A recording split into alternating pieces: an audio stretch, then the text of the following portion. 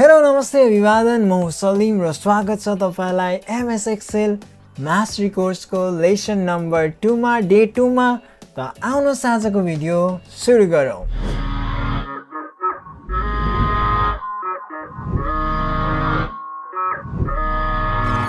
त लास्ट क्लासमा तपाईलाई थाहा नै छ होला हामीले बजेट सिट डिजाइन गरेको थियौ हैन र यहाँनेरि हामीले सम प्रोडक्ट अनि प्रोडक्ट फर्मुलालाई सिक्यौं र अमाउन्ट कसरी निकाल्नु पर्छ त्यो सिक्यौं र धेरै कुरा सिक्यौं हैन।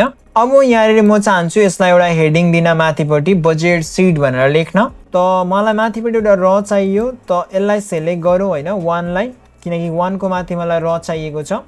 एन्ड देन जानुहोस् यहाँनेरि एउटा अप्सन पाउनु हुँदैछ तपाई इन्सर्ट अप्सन। डाइरेक्ट इन्सर्ट गर्दा पनि हुन्छ, र नै इन्सर्ट हुन्छ। माथिपट्टि इन्सर्ट भयो, म कन्ट्रोल जेड गर्दैछु, या फिर तपाईं एरोमा क्लिक गरेर यहाँनेरि तपाईं पाउनुहुन्छ इन्सर्ट सिट र भन्ने अप्सन। यसलाई क्लिक गर्नुस् त माथिपट्टि र इन्सर्ट हुन्छ। यदि तपाईले दुईटा यसरी हैन र लाई सिलेक्ट गरेर गएर इन्सर्ट गर्नुभयो भए दुईटा एकैचोटी इन्सर्ट हुन्छ, यानी कि जतिवटा तपाईले सिलेक्ट गर्नुभएको हुन्छ त्यतिवटा नै इन्सर्ट गर्दा इन्सर्ट हुन्छ। त्यसै प्रकारले अगर कलम तपाईलाई कहीँ चाहियो अरे, जस्तो सी को अगाडि कलम चाहियो भने सी लाई सिलेक्ट गर्नुहोस्, बुझ्नुभयो। बी को अगाडि चाहियो भने बी लाई सिलेक्ट राख्नुहोस्, देन इन्सर्टमा गएर क्लिक गर्नुहोस्। यस प्रकारले बी को अगाडि एउटा कलम आयो हैन, बी अहिले सी मा गयो। त यस प्रकारले तपाई कलम या र इन्सर्ट गर्न सक्नुहुन्छ। यसको सर्टकट पनि छ हैन, जस्तो मलाई यहाँ माथिबाट एउटा र चाहियो भने कन्ट्रोल प्लस, बुझ्नुभयो, control plus plus plus control minus minus माइनसले र लाई डिलिट गर्छ। जस्तो मलाई यहाँनेरि हैन एउटा कलम चाहियो भने कन्ट्रोल प्लस प्लस प्लस, यस प्रकारले तपाई कलम एड गर्नुहुन्छ। सिलेक्ट चाहिँ गर्नु पर्यो, जे सिलेक्ट गर्नुहुन्छ त्यो सर्टकटले त्यही इन्सर्ट हुन्छ। त यस प्रकारले हामी र इन्सर्ट गर्न सक्छौं। त मैले गरे कन्ट्रोल प्लस अनि माथिकोलाई सिलेक्ट गरेर यसलाई एउटै बनाउनको लागि मैले बताइसकेको छु। यहाँनेरि अप्सन छ मर्ज एन्ड सेन्टर, यो भित्र धेरै अप्सनहरु छ, एक-एकवटालाई एक्सप्लेन गर्नेछु। अहिलेको लागि हामी गर्नेछौं मर्ज एन्ड सेन्टर।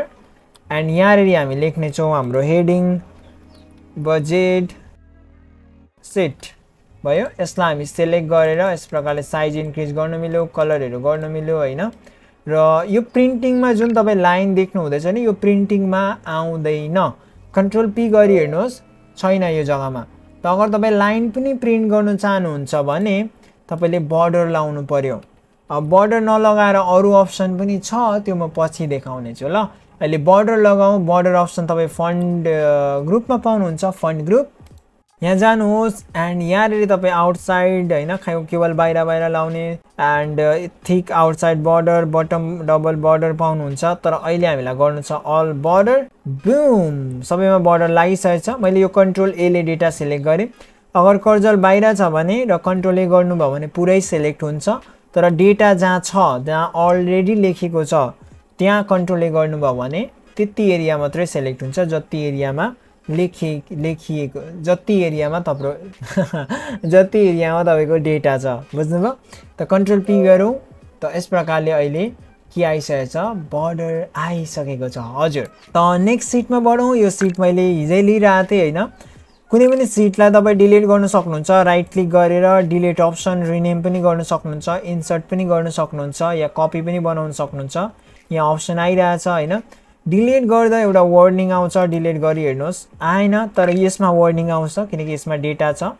चलो म यसमै केही लेखेर यसलाई एकपल्ट डिलिट गर्ने ट्राई गर्दैछु, डिलिट। त वार्निङ के आउँछ, यो वार्निङलाई मजाले हेर्नुहोस्। Microsoft Excel will permanently delete this sheet, do you want to continue. अर्थात् माइक्रोसफ्ट एक्सेलले यसलाई पर्मानेन्टली डिलिट गर्छ, आउँदैन फेरि। एकपल्ट तपाईले सिटलाई डिलिट गर्नुभयो भने गयो यो। कन्ट्रोल जेड गरी हेर्नुहोस्, आउँदैन। तर तपाईले यहाँनेरि हैन सेलमा केही लेख्नु भएको छ र यसलाई डिलिट गर्नुभयो, डिलिट कन्ट्रोल जेड गर्नुहोस्, त्यहाँ आउँछ। तर सिट चाहिँ आउँदैन, बुझ्नुभयो। त यो सिटलाई रिनेम गरौँ। यहाँनेरि यहाँ मैले नाम दिए चलो एज क्याल्कुलेसन। त यो सिटमा हामी धेरै फर्मुलाहरु सिक्ने छौं। जस्तो तपाईलाई आजको डेट चाहियो भने एउटा फर्मुला छ टुडे इक्वल लेख्नुहोस् टुडे, बुझ्नुभयो। ब्रेकेट ओपन ब्रेकेट क्लोज गर्नुहोस् एन्ड एन्टर गर्नुहोस्। आज हो 18/10/2025 18 तारिक म भिडियो रेकर्ड गर्दैछु तपाईहरुको लागि। यो भिडियो अब तपाई कहिले हेर्नु हुँदैछ मलाई कमेन्ट गर्नुहोस् ल। ओके सो 18/10/2025 सो आज अनि मलाई अगर बार निकाल्नु छ यहाँ तपाईको डेटहरु धेरै छ अरे हैन। सो म भोलिको डेट लेखिदिदैछु। भोलि हो 19/25 हैन। त मलाई यसरी डेट हाम्रो डेट कलम यहाँ छ अरे। यहाँ हाम्रो के कलम छ अरे डेट कलम छ अरे र यसलाई हामीलाई डे निकाल्नु छ अरे। यिनीहरु कुन कुन बार पर्दैछ हैन त्यो निकाल्नको लागि एउटा फर्मुला छ टेक्स्ट फर्मुला। टेक्स्ट फर्मुलाले नम्बरलाई टेक्स्टमा कन्भर्ट गर्ने काम गर्छ। म जुम गर्दैछु यसको तपाई सिन्ट्याक्स यहाँ पाउनुहुन्छ आर्गुमेन्ट या सिन्ट्याक्स। त सबैभन्दा टेक्स्ट हामीले ब्रेकेट ओपन गर्यौं भ्यालु भन्दैछ भ्यालु हाम्रो यो डेट हुन्छ कमा त्यसपछि भन्दैछ फर्मेट कुन फर्मेटमा तपाई कन्भर्ट गर्न चाहनुहुन्छ। हामी चाहन्छौं डे फर्मेटमा। त इन्भर्टेड कमा भित्र डी डी डी डी चारपल्ट डी लेख्नुहोस् ब्रेकेट क्लोज गर्नुहोस् हैन इन्भर्टेड कमालाई पहिला क्लोज गर्नुहोस् एन्टर गर्नुहोस् ब्रेकेट अटोमेटिकली क्लोज। एक्सेलले आफै गरिदिन्छ। यति त एक्सेललाई पनि थाहा छ हेर्नुहोस् गर्यो है।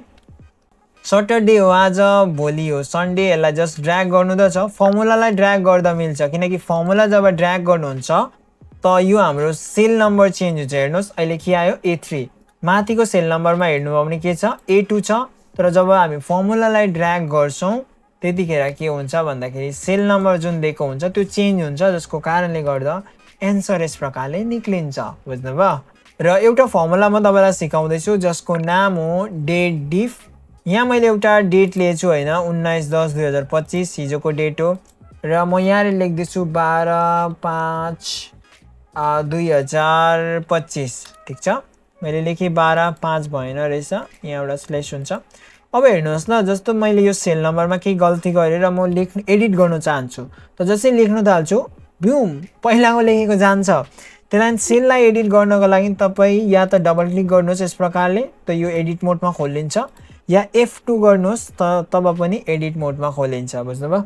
त कर्जरलाई मैले यहाँ लगेर एउटा स्ल्याश लगाइदिए एन्टर 12/5/2025 त यहाँ एउटा प्रब्लम आयो कि यो 0 ले गर्दा भयो।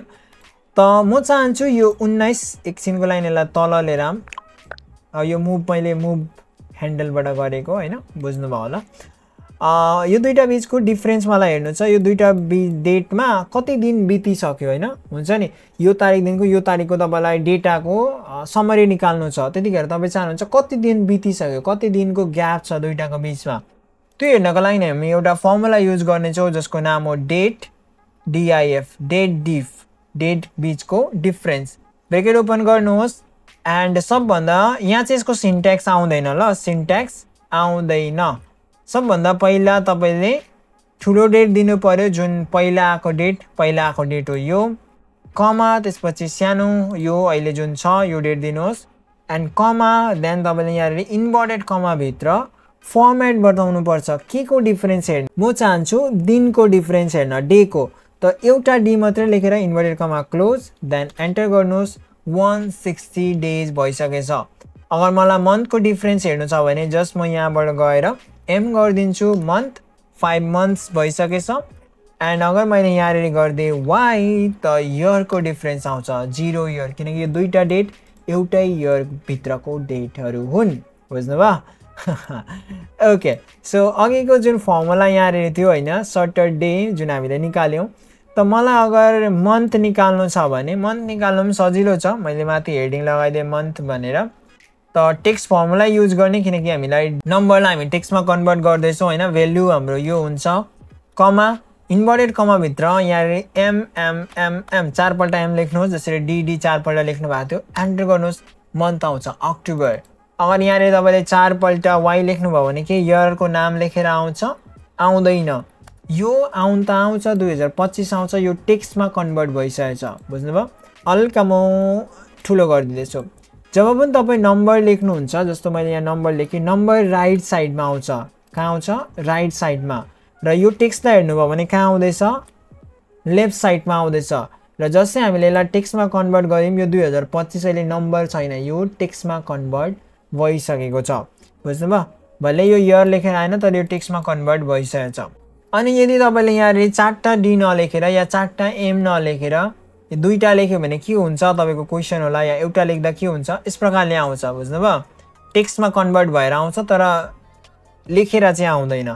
तीनटा डी गर्नुभयो भने सर्ट नाम आउँछ, सटरडे, सन्डे को सर्ट फर्म आउँछ। यस प्रकारले यो जग्गामा डेट मैले हटाइदिएँ नि त कपी गरेर यसलाई पेस्ट गरिदिँदैछु, सन्डे। बुझ्नुभयो? एन्ड चारटा गर्नुभयो भने चाहिँ पुरै नाम आउँछ। के आउँछ? पुरै नाम आउँछ। त्यो टेक्स्ट फर्मुलाले हामी के गर्छौँ, कुनै डेटलाई टेक्स्टमा कन्भर्ट गर्न सक्छौँ। र मैले अर्को फर्मुला तपाईँलाई बताएँ जसको नाम हो डेट डिफ, जसले हामी डेट दुईटा डेटको डिफरेन्स हेर्छौँ, दुईटा डेट बिचको दिनको, सालको, महिनाको डिफरेन्स हेर्न सक्छौँ। त यसलाई युज गरेर हामी केही क्रिएट गरौँ। म यसलाई यतिकै राखिदिनु पर्यो होइन। जस्तो यहाँ कसैको बर्थ डेट ल्याउँ न, बर्थ डेट। चलो कोही जन्मेको छ अरे 12/5/2004 मा।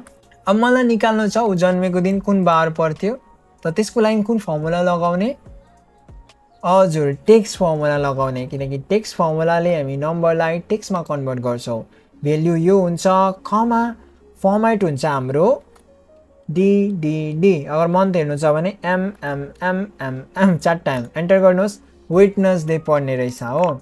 र म चाहन्छु ऊ कति सालको अहिले भएको छ त्यो हेर्न।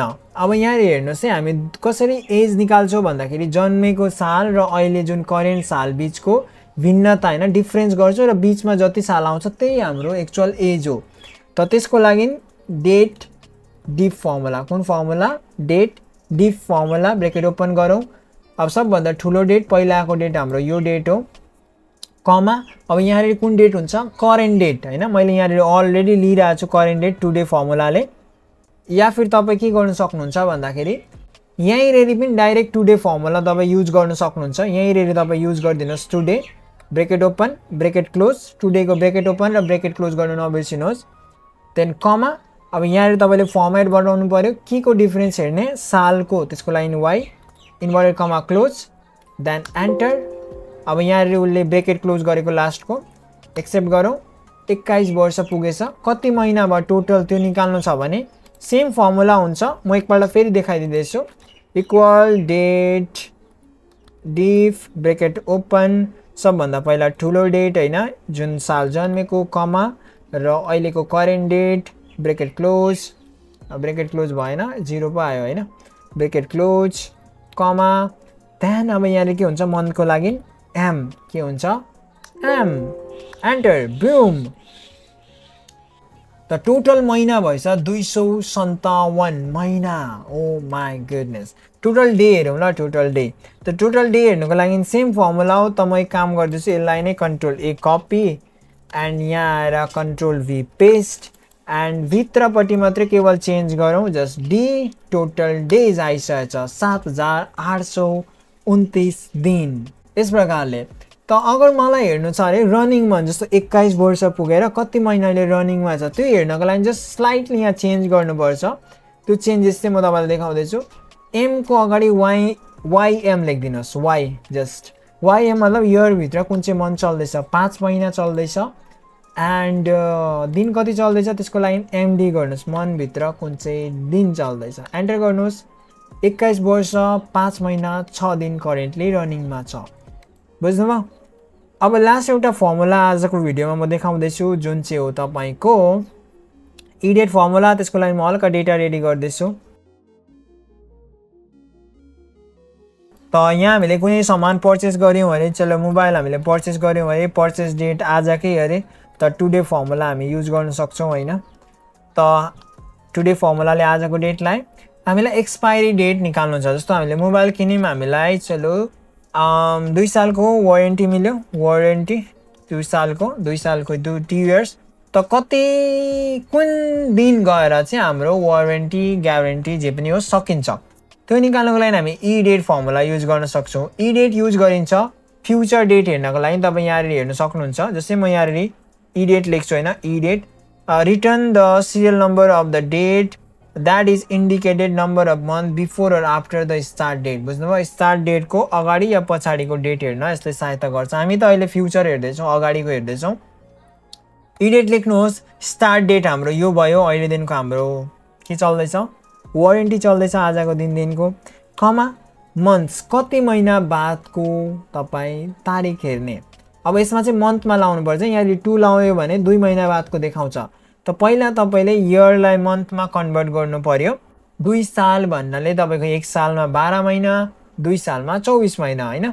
त यहाँले तपाईँ गर्नुहोस् 24 मन्थ बादको डेट हेर्ने, एन्टर गरौँ। त यहाँले के आयो, नम्बर फर्मेटमा आयो, बुझ्नुभयो, जेनरलमा आइरहेछ। त यसलाई यहाँले माथि हेर्नुहोस्, नम्बर ग्रुप पाउनुहुन्छ, यहाँ जेनरलबाट जस्ट गएर यहाँले लङ डेट सर्ट डेट भन्ने अप्सन पाउनुहुन्छ। लङ डेट चाहिँ यसै प्रकारले आउँछ होइन, सर्ट डेट चाहिँ यस प्रकारले आउँछ। मैले लङ डेट गरिदिएँ, ब्युम।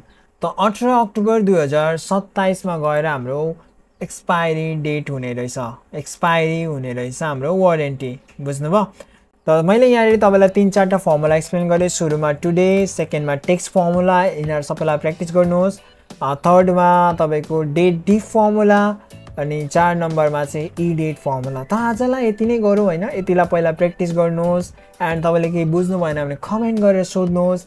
र हुन्छ, त आजलाई यति नै, भेटौँ नेक्स्ट क्लासमा। Thanks for watching, see you guys in the next क्लासमा।